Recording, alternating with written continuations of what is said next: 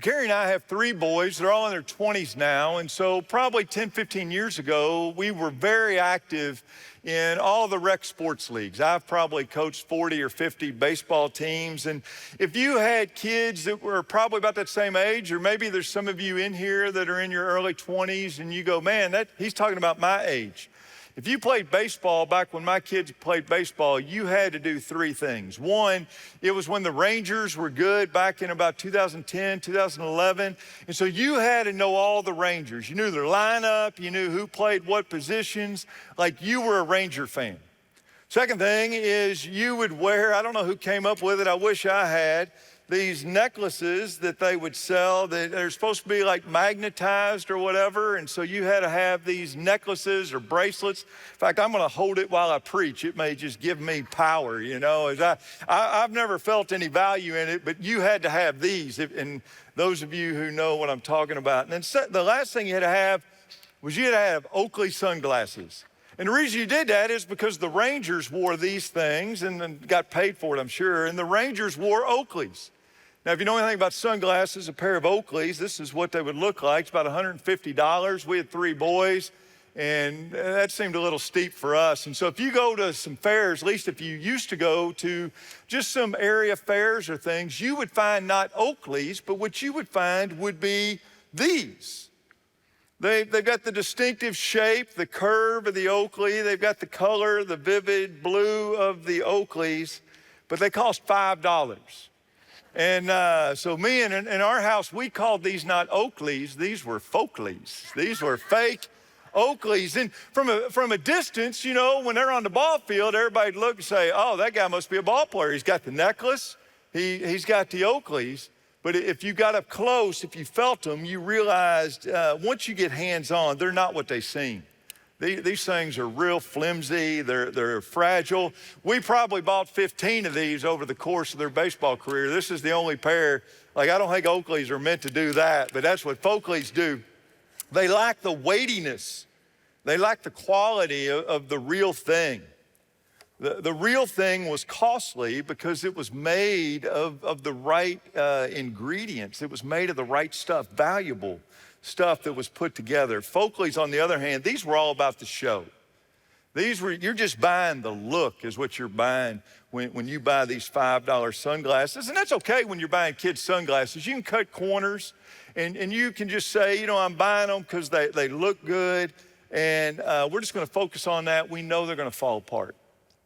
But as I was thinking about our passage today, talking about biblical marriage, Christian marriage, Folkleys came back to mind for me. Because I think the reality is oftentimes in our circles, we know divorce is off the table. Divorce is a bad word. But there's a lot of people that their marriages look like the real thing. From a distance, you look at it and you go, he looks like a godly husband, she looks like a godly wife. But if you get up close, you realize there's just something missing to them. There's substance that's lacking there. There's corners that have been cut. And whether you're a child of one of those marriages or a friend of one of those marriages, you realize that there's something missing that's going to keep that marriage from enduring. That instead of being characterized by devotion and delight and intimacy, it's characterized by loneliness and conflict. That it's really just two people that are coexisting. I knew of a couple one time that wouldn't get divorced, but probably spent the last 15 years of their life living in the same house, never speaking.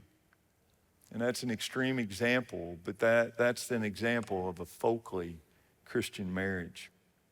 Do you know anybody that's got a Folkley marriage? Maybe you say there's Folkley characteristics about my marriage, that on a Sunday we can pull it together. We can look like we've got it together. My wife is smiling and she's so kind to me, and I make sure to hold the door for her and usher her in. But on a Tuesday, on a Wednesday, those same characteristics aren't there.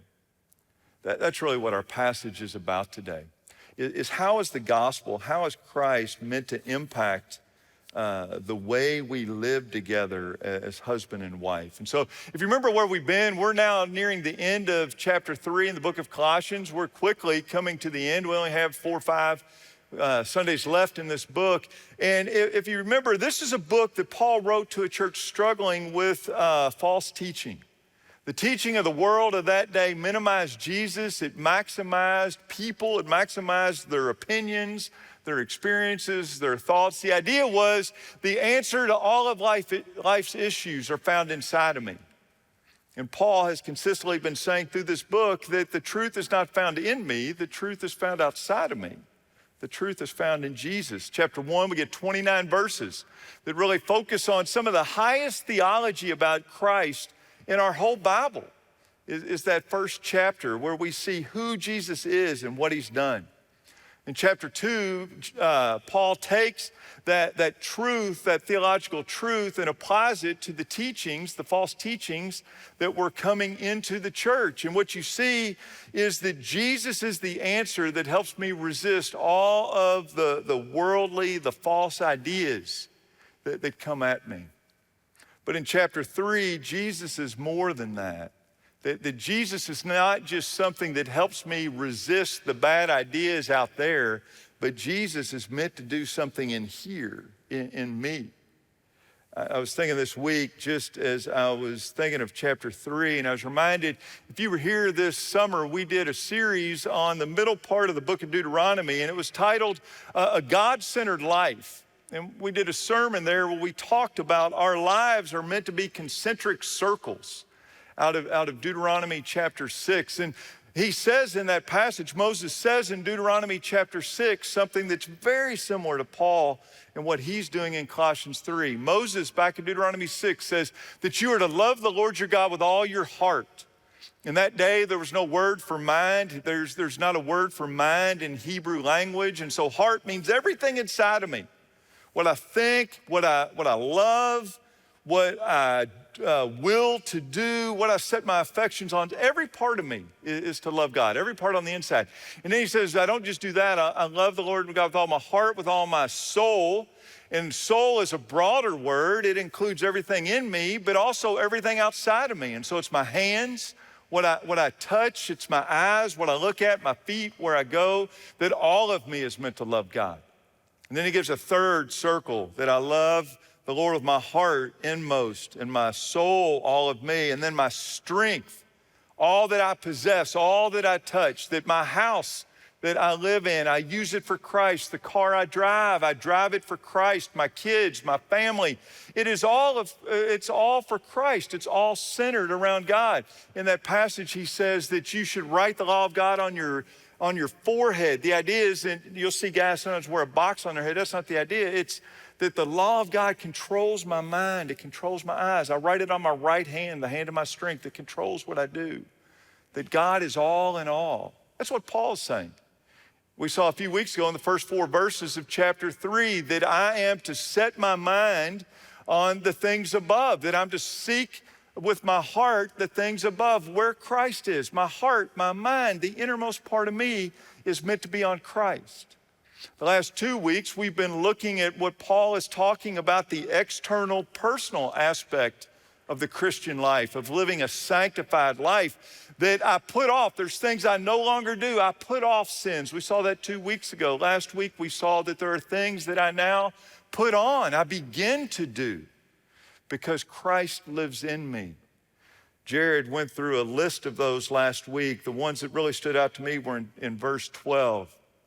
Put on compassion, put on kindness, put on humility, gentleness, and patience. You see the same list in the book of Ephesians. And what's fascinating to me about that list, if you go look at Exodus, where God the Father describes himself to Moses, he gives 5 words. His first 2 words is, I'm compassionate and I'm kind. Yahweh says, I'm compassionate and kind. Paul says, be compassionate and kind. Matthew 11:29, it's the only passage in the Gospels where Jesus talks about his inner person, that who he is in his essence. And he says, I am gentle and I am humble. Jesus is gentle and humble. Paul says, be gentle and humble. that we are to carry with us and to be growing in the very characteristics that are characteristic of God the Father and of Jesus the Son, that we walk in compassion, we walk in kindness like God, we walk in humility and gentleness and patience like Christ. That's what we're meant to do. We saw that last week. And now this week we move even further out. And we're going to start beginning to talk about our closest relationships. I think the reason for that is if you just told me, hey, Mike, I want you to be compassionate and kind, be a little bit more humble, I'd be like, I got you. I'm good at that. I remember when Carrie and I, we were engaged, and I thought, I'm pretty easy to live with. Like, I've never had one problem with me. Like, I like me, you know? And I didn't have a problem with my cleanliness. I didn't have a problem with my cooking. I didn't have a problem with any of that. Man, I'm just compassionate and kind all over the place when I'm by myself in the house. And I think Paul knows our tendency to do that. And so what Paul's going to do over these next couple of verses, beginning of verse 18, is he's going to look at three relational pairs that he's going to kind of slow things down. Chapter 1 is about Christ as the creator of the world and the sustainer of everything and the head of the church. And now he's going to say, let me talk to you about a Tuesday morning, how you treat Carrie. Let me talk to you on a Wednesday afternoon, how you treat your husband. And he just gets real particular. He gets real in our business. And so what we're going to do, we're going to slow down as well. We could cover these 6 verses or so in one day, but we're going to look just at 2 of them today. We're going to look at marriage today. We'll look at parenting next week when we have our kids with us. And then we will look at the workplace the week after. And so let me say a word. I know there's probably 20% of our church is single. And so as I begin to talk about marriage, I don't want to be a discouragement to you. I think this text is still for you. Many of you who are single will, I believe it's your hope that one day you will be married, and we trust that God might have that for you. And so these verses are preparatory. But even for someone who has maybe lost a dear spouse, that these verses can be used as just a reminder of God's gift to you in the marriage God has given you, that it can be used as counsel by you. I do a Bible study with Charles in Louisville, and in that Bible study, most of the guys are 60, 70, 80 years old. And a lot of what we share with those guys, the hope is that they are going and giving that to kids, grandkids. And so I think these verses can be used for counsel for people in your family or others that maybe are struggling in marriage. It's motivation to pray, that you could pray that marriages that you know of would resemble these verses more, that marriages in this church would do that. Marriage is always under attack. And so I would encourage you that even though this may not be directly for you, I would encourage you to listen. And also I'd encourage you to listen because what Paul is doing, he's talking about how the gospel gets worked out in relationships, and that we're all supposed to be growing in compassion and kindness and humility and gentleness and patience, bearing with one another. And now he's going to get specific in marriage. But you might think of just what are the most intimate relationships you're in? How do you relate in those relationships? It's really a simple passage. It's 2 verses, verse 18, 19. The outline is simple, but the content is challenging. And so I use the word challenging. Verse 18, the wife's challenge is to submit, and to do that as worship to the Lord. Submit as worship to the Lord. Verse 19 is the husband's challenge. Love and do not become embittered. And so we want to walk through this. It's fascinating to me. I went to the Christian Book Distributors, kind of the big website of Christian books, and I just typed in marriage, and it took me, they have a special subsection for marriage, and it listed that there were 3,222 books available this week on the topic of marriage. Just doing the math, that's at 200 pages a book, that's over 644,000 pages on marriage. If you got some free time, you can go read. Paul gives us 2 verses. He gives us 3 commands, 23 words. It's just 23 words. And as you go through, I think you'll agree with me, it's profound. And what he's going to give us is the ingredients to avoid kind of that for show only folkly type marriage. And so let's look at it together. Verse 18, wives, be subject to your husbands as is fitting to the Lord. So what I'd like to do is explain first the word, then the verse, and then just want to make some comments on this. I know anytime you preach a passage, you always want to ask, where's this passage, like where's the sticky points of this passage? Where does this passage, is it going to rub us a little bit? And I think both these verses have a little bit of rub in them. So I want to explain it and then talk a little bit about it. So hang with me. First, on this word to submit, the Greek word is hupotasso. Tasso means to line up. If you were a kindergarten teacher in Paul's day and you were lining the kids up to go out to play, you would say tasso. You wouldn't say that because that's the singular. But anyway, you get the idea. That's the word. It's just get in line is the idea. And that's this word. Hupo means underneath. And so the word literally is to come underneath or to get in line under. It's a military term. It was used in the Roman army that a commanding officer might give commands to those under his charge. And it's become popular today to kind of dismiss or minimize this word. I read, even with conservative writers, I read one that I like on the internet this week and was surprised to see. He said that this word is a voluntary yieldedness. But I'm not military, but if you've been in the military, I would imagine a word where a commanding officer is giving you an order to get in line under him. Voluntary yieldedness seems a little soft. This seems to be a stronger word of coming underneath. And if you notice a little more about the word, it's in the imperative. It's an imperative command, meaning it's not optional. Paul not only uses a strong word, but he uses it as a command. He doesn't say, hey, I would hope you would do this. He says, submit yourself. It's present tense that has the idea of repeated action. You can't submit yourself once and say, I'm good for the next 50 years. It's a daily, sometimes moment by moment, decision by decision thing. And it's in the middle voice. Active voice, I talk. The subject does the action. Passive voice, you're talked to. The subject receives the action. The middle voice is one in which the subject does the action to themselves. And so I think what's being said here is hupotasso. Wives actively, regularly, routinely make a decision of your will to submit yourself according to this command. And so if that's what the verse means, or the word means, let's look at the broader verse to see what it tells us. First, the context. So this is clearly a command, but the context is important. That this command to submit follows what I've already been talking about. If you look up in verse 12, it says that all those chosen by God, holy and beloved, so that means every believer, in verse 12, is to put on a heart of compassion, kindness, humility, gentleness, and patience. If you look at a similar passage in Ephesians 5:22, wives submit. That's what Charles read today. He didn't read Ephesians 5:21, where it says, submit yourself one to another.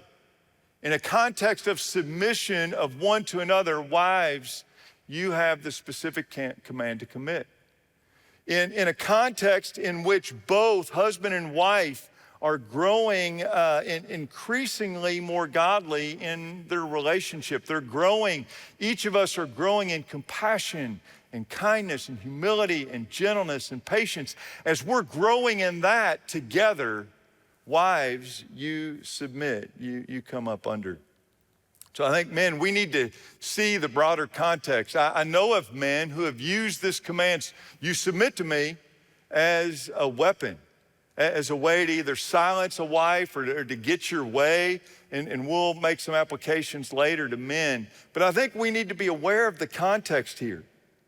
That if I desire my wife to submit to me, one of the most important things I can do for her is to be growing, verse 12. Men, we need to memorize this. How is my heart, if my wife is not submitting, how is my heart of compassion, kindness, humility, gentleness, and patience towards her? Am I creating an opportunity for her to do a hard thing in the easiest context possible? I think that's the thing for us. So the context is important. Submission is never meant to put a woman in a dangerous situation. Submission works best in a relationship where both the man and the woman are growing in godliness. Amen? That's right. Second, don't just notice the context, notice the limitation. It says, wives, submit yourself to your husbands. In the first century, it was assumed that every woman was submitted to every man, that any man could give you a command. I was reading some Josephus and Aristotle. I don't normally read those things. I Googled it and said, hey, what do people say in the first century? And Google told me what Josephus and Aristotle, so don't get impressed. But I'll tell you what Google told me Josephus said. Josephus said, women are inferior in all ways to men, so the male is to rule. And so when Paul says submit to your husband, he's not saying submit to every man or even to submit to any man, but to submit only to your husband. That's your responsibility. And ideally, it's your husband who is living out verse 12 in your life. So Paul limits his culture. And then finally, notice the manner or the motivation. He says at the end of verse 18, as is fitting to the Lord. That the act of submitting to the husband is because of your love for Christ. That's why I said submit. The wife's challenge is submit as worship to the Lord. A husband doesn't have to earn this. We don't just submit to a husband in areas that a husband is good or proficient. You know, he can handle the books, so I'm going to let him handle the investing for us. We don't submit if the husband always gets it right. The command is submit without any limiting ideas or words. All that we're told is you are to do that as is fitting in the Lord. Jesus is worth all of our submission. Jesus has earned your submission, and in your marriage, he's delegated it to your husband. Your submission, even when it's hard, maybe especially when it's hard, is for Jesus. And you are submitting for him. We ended last week, verse 17, whatever you do in word or deed, do it all in the name of the Lord. Do everything for Jesus. And I think as Paul starts to get specific about wives, husbands, kids, parents, he says, what's going to be hardest for women to do to the glory of God? And so he gives us this one command, even in your submission. You submit as if you're submitting to Christ. And so having explained the text, let me just say a few things about this idea of submission. I want to go a little broader than this verse to try to put it in context. What submission is, what it isn't. And so first, I want to say 5 things. First, Paul is not making a statement on the value or the ability of a woman compared to her husband. Paul nowhere says the husband is better, the husband is worth more, and therefore the husband should make the decisions. Listen to this verse. 1 Corinthians 15:28. It's going to be the same word, hupotasso. It's used, see if you can figure out who it's used of. When all things are hupotasso, submitted to him, then the Son himself also will be hupotasso, submitted to the one who subjected all things to him in the first place, so that God the Father may be all in all. Do you see who that was? That Christ himself is submitted. That after all things, all creation is submitted to Christ, Christ himself will be submitted to the one who subjected all things to him. The man who wrote that, 1 Corinthians, is Paul, the same one who wrote Colossians. Clearly, he's not suggesting that Christ is in any way less valuable, less significant, less able, less God than God the Father. We have Colossians 1 where he says it's by Christ that all things have been created, all things are being held together. Christ is God. He's the fullness of God dwells in him, Paul says. And yet Christ submits himself to the Father. So submission has to be something other than ability or value. I think it's interesting within the nation of Israel. Sometimes I'll hear, if we as a church value women, why do we not allow women to preach? It's a different sermon for a different day, but we are a complementarian church. But one thing I often say is there's limitations even within the nation of Israel. I find it interesting that out of the 12 tribes, there's 12 tribes in Israel, only one could preach, only one could be priests. It's not a statement that one, the Levites, they were the only ones that could be priests. It's not a statement that, well, the Levites are really the only ones we can trust with the pulpit. They tend to be smarter. That's not the idea. In fact, in Scripture, sometimes you get some pretty bad Levites.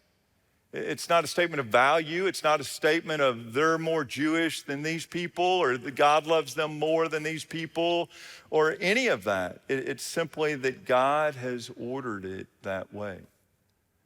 That Christ is over the church. He's under the Father. That we are under Christ, and that in the home, wives are submitted to their husbands. It's not a statement of value or ability. It's just an ordering. Second, Paul is not saying submission means silence. I think the military background of the word suggests that there's freedom in how you exercise that submission. Oftentimes, if a commander says, take that hill, he's not going to give you every step of the way, but you have to use wisdom in the way you live under that submission. I was talking to Don Kenny at the break, and he's got a friend who's a pilot, and we were talking about that there are certain cultures that were more prone to plane crashes because a co-pilot in those cultures would never correct the pilot. So even though they would know the pilot was wrong, they would let the plane crash as opposed to speaking up, that they would die in silence. That's not the idea here. Jesus, we've already said, is submitted to the Father. Yet Jesus in the garden, what's he say? He says, Father, if there's any other way, if this cup can pass from me, if there's any other way, might it pass from me?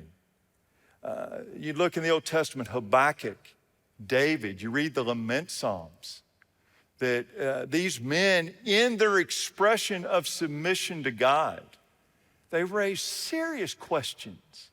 They express serious doubts. And God never rebukes them for that.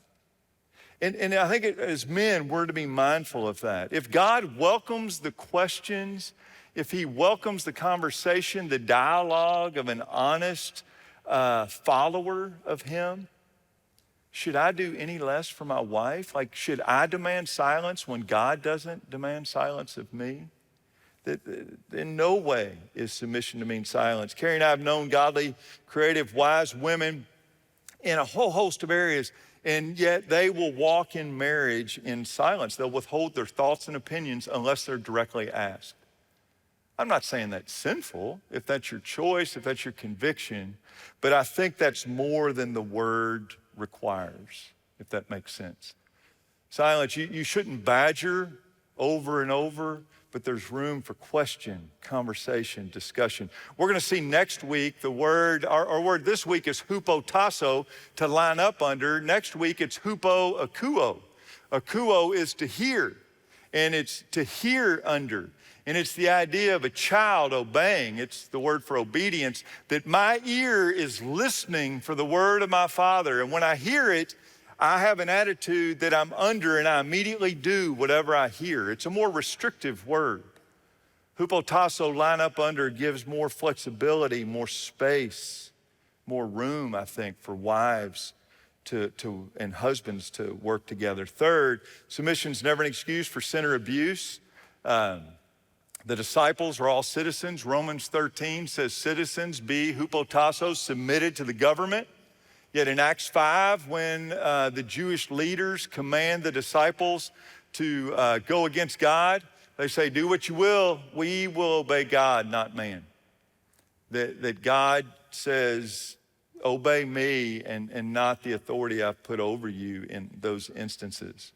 Paul, who wrote these words, was arrested and under civil arrest. When he was facing threat, he appealed to Caesar, that he exercised all that he could to seek protection. And so submission's never about sin or abuse.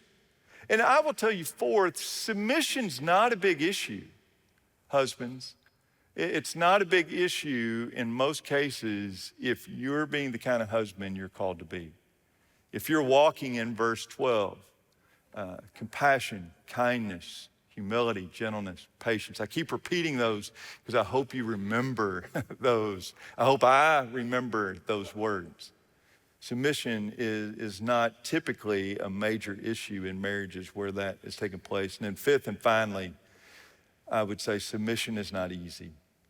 If it was easy, it would not be, when the New Testament gives a command to wives, it's always a command in a context of broader commands. But the command in 1 Peter, Ephesians 5, Colossians 3 is to submit. If it was easy, if it didn't rub against you a little bit, we wouldn't have that repeated command. When I think about submission in my own marriage with Carrie, there's only one or two times I can really think about where we have significantly disagreed on a big issue. That there's something that we can't just get unity on. And we'll talk about it, we'll pray about it, we'll pray separately, we'll come back together. And there's been probably two times where I've said, babe, I think this is the way we need to go. And I'm asking you just to submit your will in this decision. One of them was how we educated our kids. And so it was kind of a long-term decision. And I said, I think this is what we need to do. And we continued to have talks on how it was going and how to make that better. There were good days, there were hard days. And I asked her this week, and she said, that submission was not easy. Submission's not easy. I don't like to obey the speed limit. I don't want to submit to the government, you know? Submission's not easy. And yet she did that. And it makes me love her more deeply that she has walked, seeking to walk in godliness in our relationship, even when she didn't agree. And so I would say submission is an act of your will. It's not something you'll always want to do. It's an act of your will to help support and follow your husband in a context of compassion, kindness, humility, gentleness, and patience, not because your husband's better or smarter, but because you love Jesus, and this is a way that he has called you to express that love. And so it's a beautiful thing, but it's hard. So let's move to the men. Husbands, verse 19, love your wives and do not be embittered against them. There's two commands in this verse. The first is the command to love your wives. Agapao, it is not in the middle voice. I wish it were. A middle voice for agapao would be, husbands, show love to yourself. Husbands, buy yourself Oakleys and buy yourself stuff. It's not in the middle. Love is in the active voice. Remember, it said the active is the subject does the action to something else. And here we are called to love, and what we are called to love is our wives. It's in the present tense. It's repeated daily. It's not a feeling, but it is a commitment. It is an action. One of the things about God is that, I love the way it says in Ephesians 2, it says, because of the great love with which he loved us, he sent Christ who died for us to raise us and to seat us and to give us life in heaven. And you think about it, God loved us. That's what motivated him. But had God simply had emotions towards us, and had he not displayed that, had he not acted, had he not sent Jesus, he would still love us. He would feel bad that we're all going to hell, but we would all still go to hell. His love had to be and was probably most displayed when he was active. And that's the idea, I think, here is that we are meant to express our love to our wives. We're meant to actively give our lives to our wives. I think it's interesting. In our day, verse 18, shocking. Women say, what? I have to submit? But in Paul's day, verse 18 would have been nothing. Wives would have said, we know that. We submit to every man. Verse 19 would have been the rub in Paul's day. In Paul's day, men owed no obligation to their wives. Men really owned their wives. Listen to this, men. If you're a daring man and you happen to be away on Valentine's Day and you want to make your own card, put this quote on the card and see how it goes for you. This is from a Roman non-believer, Dionysius. This is what he says about men and women. He says, a wife should conform themselves entirely to the temper of the husband. That sounds pretty good from a husband's point of view. Husbands should rule their wives as necessary possessions to be obedient. It's crazy. A few years ago, I was in the Middle East, was walking down this row of shops with my host. We had a dead afternoon, and so we were just walking. And I noticed it was like gold store after gold store after gold store. I said, why all the gold? And he said, well, you know, in a Muslim culture, a man can divorce a wife for any reason. And if a man becomes displeased with his wife, he puts her away, he divorces her, he takes everything back. Anything he's given her, clothes, cars, anything, it all comes back to the man. The only thing legally the wife gets to keep is gold jewelry. And so he said, there's so many of these stores because the way, if you really want to show you love your wife, you give them gold because you're really giving them something.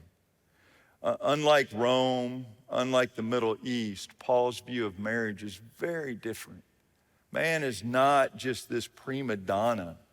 Marriage is meant to be reciprocal, that each have obligations. Wives, you are to submit, but men, husbands, we are to love our wives. We are to actively, daily follow the command of God to do good for our wives. In the other passages that are written about marriage in 1 Peter 3 and Ephesians 5, what happens is there's the command to love. So you see submit and love in all those places. But then Paul and Peter explain what love looks like. And so in 1 Peter, Peter says that love looks like I take the time to get to know my wife, that I treat her as special. I write a book on her. I know what is unique about her. And then I treat her like fine china. She's precious to me. That's what Peter says.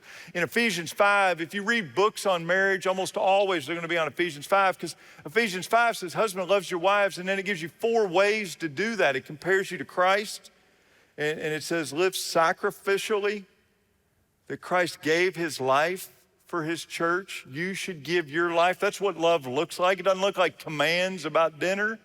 It looks like laying your life down. I knew a guy that they had one car, an old broken down van, and they needed another car. They had money to buy one car, and so he bought a car he wanted, kind of a sportsy car.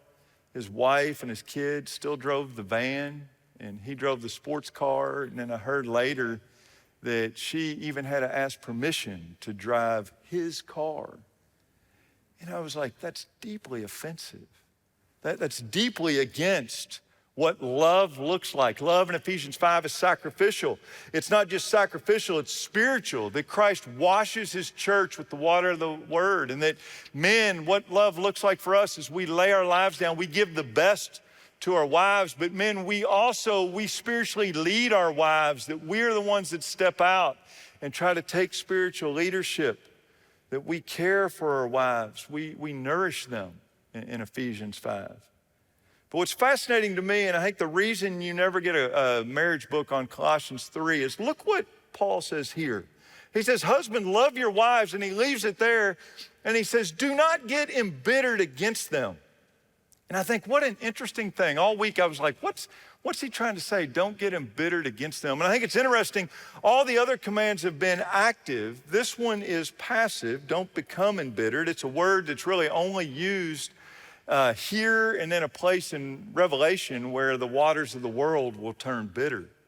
So he's using this unique word, don't become embittered. Bitterness is an internal attitude of the heart. As I thought about it, I think what Paul has been calling us to is that the gospel looks like I actively look for ways to improve my wife's life.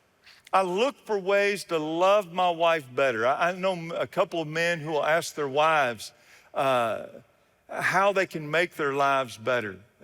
I know one buddy of mine who says, I hope every year my wife says that I couldn't live a better life anywhere else but with you, because you're that kind of husband. And I think that's the way we're meant to be. But the reality is oftentimes we're not actively looking to love our wives. We're tempted to passively step back and say, man, I got a bad bit of goods here. I had all these expectations, marriage, unmet. I'm frustrated. My wife's not what I thought she was, or I wish she was, or what I expected. and you just sit back and you kind of critique and you dwell on just how maybe you've been wronged in marriage or what you wish was different. And I think what Paul's saying is fight that. Fight that. Be active. Be so active in loving your wife. You don't have time to sit around and be frustrated. That resentment, irritation, harsh words, harsh treatment that comes from that type of bitterness, it doesn't take any root in you, husband, because you are actively pursuing love of your spouse. I think this is meant to be a very active thing. So we are going a bit long, so let me just wrap up. I was in a management training class some years ago, and teacher said as a leader, we were all aspiring to become leaders in different ways, and he said, as a leader, you need to know something. Whatever you're facing, it's your fault. Whatever you're facing, it's your fault. Maybe a little bit of an overstatement, but it's generally true. I've wanted to say it to many football coaches and presidents and other things. Well, whatever you're facing, you can't blame on anybody else. It's your fault. And he went on to say this, because you've either caused it or you've allowed it to happen. You've either caused it or you've allowed it to happen. I think following that logic, the bad news is whatever struggles are in your marriage this morning, they are there because you as a couple have caused them, or you've allowed them, you've just drifted and you've allowed them to happen. And I would say, especially to men, we are most culpable. That the struggles in our marriage are most heavily weighted in God's eyes on me, because I am called to be the head. I'm called to be the leader. But I think the good news is if you or your spouse have created or allowed struggles in your marriage, you also have the power through the grace of God, through the gospel, to begin making changes to resolve those issues. Right now, Carrie and I would say we're in a sweet season and we have a great marriage. I am so thankful for my wife, but we're doing re-engage right now. Not because we're like limping in there, every week, but our life group's doing re-engage, and we're doing it with other couples that I think their marriages are doing well. But we want to do better. We always want to be given attention to it. In our church, whether it's re-engage, reconciliation, counseling, we've got mentorship, whatever it is, we have tools and people that are dedicated and care about your marriage. And so I would encourage you, especially men. It's such a vulnerable thing. It's an uncomfortable thing. But I would encourage you to take the first step. Maybe talk to somebody today. Reach out. Do something. That God has, marriage is God's good gift. A good God gave us a good gift for our delight. And yet oftentimes we live in hard places. Not because we have to, but because we just won't take the steps to change. And I would encourage you today to maybe think about that. Some questions maybe to ask yourself. Wives, why is the idea of submission hard for you? How might seeing submission to your husband as submission truly to Christ help you in exercising that? And what conversation on submission would you like to have with your husband? How can your husband create an environment that is more inviting for you to submit? Maybe even talk about what submission looks like in your marriage. How is it that there's conversation in your marriage? Husband, how practically, actively do you love your wife? How does she receive love? How loved does she feel by you this morning? Do you know, does she feel loved by you? Does she feel distant? That may be a question worth discussing. Husbands, what frustrates you about your wife? What frustrates you about your wife? And also husbands, what do you love about your wife? Which list is easier to fill out in your mind first? The things that frustrate you or the things you love? I want to challenge all of us. I'm not a card writer. I'm not a precious moments, touchy-feely kind of guy. But I want to challenge all the guys. That's why I feel like I can challenge you.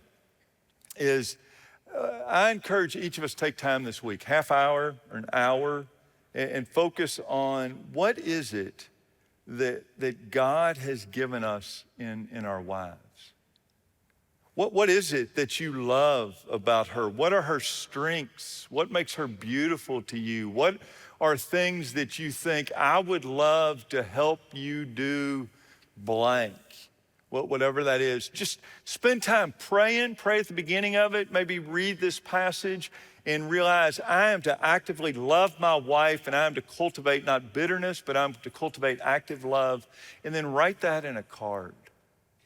I guarantee if you don't put it in a roses or red thing or whatever, that'll be something that your wife will keep forever. That your kids will find that someday if you take the time to do that. And we just don't do it as husbands. We just don't express it, and oftentimes we don't live it. And so let me say, just as I'm closing, this text is not meant to be discouraging. I think it's meant to be hopeful. That Paul is talking to us of how Christian relationships are different. And he says, let me get right up in your face and let me talk about husbands and let me talk about wives.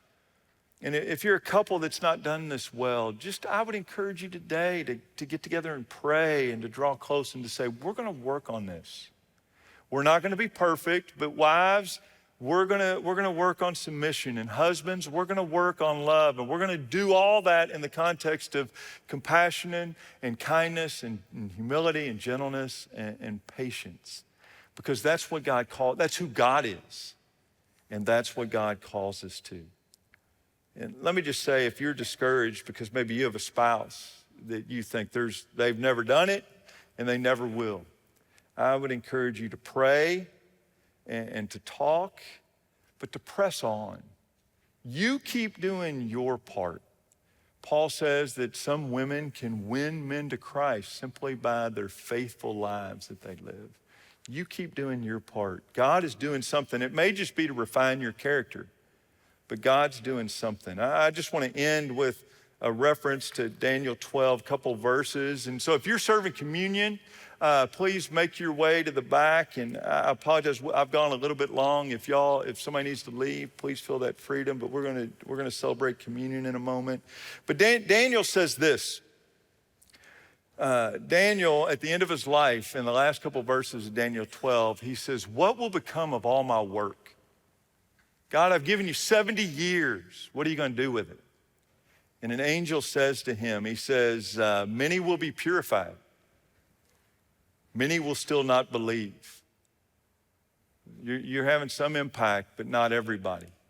But as for you, continue to go your way. You be faithful, and you will enter into my rest. And that would be my encouragement to singles. That would be my encouragement to someone in a really difficult marriage. You keep walking with Jesus. You press on, and you will enter in and know God's great rest. Will you pray with me? Father, I find this passage deeply challenging, deeply convicting. And as I pray over it, I feel unworthy to preach it because I know in my own soul that it's easier to say than it is to live. And so, Father, I pray for every marriage, every man, every woman here, that as we think of the deepest places of our lives, that God, we would give them to you, and that our heart's desire would be that I would walk in holiness with the one who knows me best, that I would walk in holiness with my wife, because holiness is what I am living. And might that be true of us as couples, as individuals, and as a church. And we thank you for Christ who makes it possible. Amen.